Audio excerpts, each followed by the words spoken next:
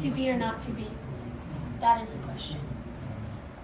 Whether 'tis nobler in the mind to suffer the slings and arrows of outrageous fortune, or to take arms against a sea of troubles, and by opposing end them. I to sleep, perchance to dream. There's the rub. For in that sleep of death, what dreams may come, when we have shuffled off this mortal coil, must give us pause. There's the respect that makes calamity of so long life. For who would bear the whips and scorns of time? The oppressor's wrong, the proud man's contumely, the pangs of despised love, the law's delay, the insolence of office and the spurns that patient merit of their own worthy takes, when he himself might his quietus make with a bare bodkin? Who fardels bear to grunt and sweat under a weary life, but that the dread of something after death, the undiscovered country from whose bourne no traveler returns, puzzles the will, makes us rather bear those ills we have than fly to others that we know not of? This conscience does make cowards of us all. And thus the native hue of resolution is sickly oiled with the pale cast of thought, and enterprises of great pitch and movement. With this regard their currents turn all and lose the name of action. Soft you now, no fair Ophelia, nymph in thy horizons, be all my sins remembered.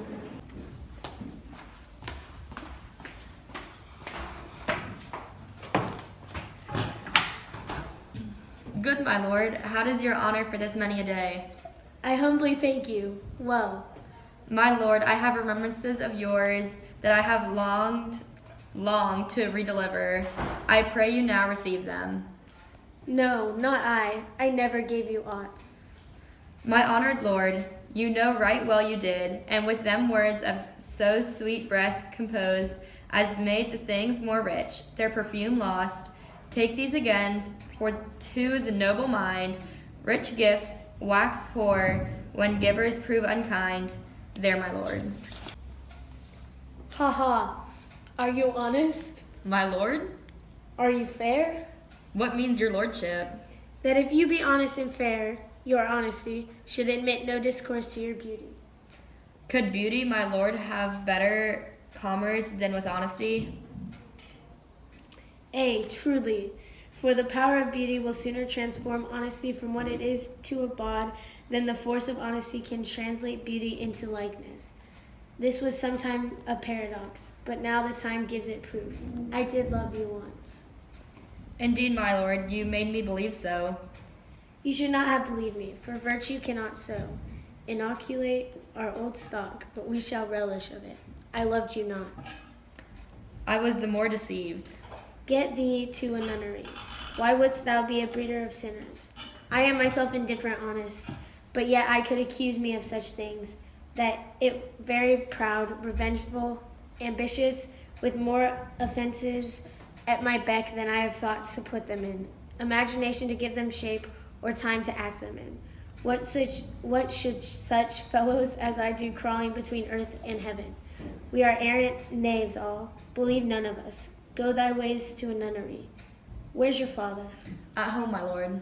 Let the doors be shut upon him, that he may play the fool nowhere but in own's house. Farewell.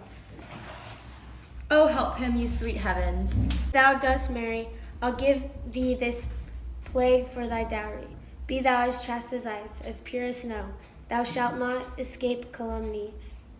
Get thee to a nunnery, farewell. Or if thou wilt needs marry a fool, for wise men know well enough what monsters you make of them. To a nunnery go, and quickly too. Farewell. Heavenly powers restore him. I have heard of your paintings too. Well enough. God hath given you one face, and you make yourselves another. You jig and amble, and you lisp. You nickname God's creatures and make your wantonness, your ignorance. Go to. I'll no more on't it. It hath made me mad. I say we will have no more marriage. Those that are married already, all but one shall live. The rest shall keep as they are.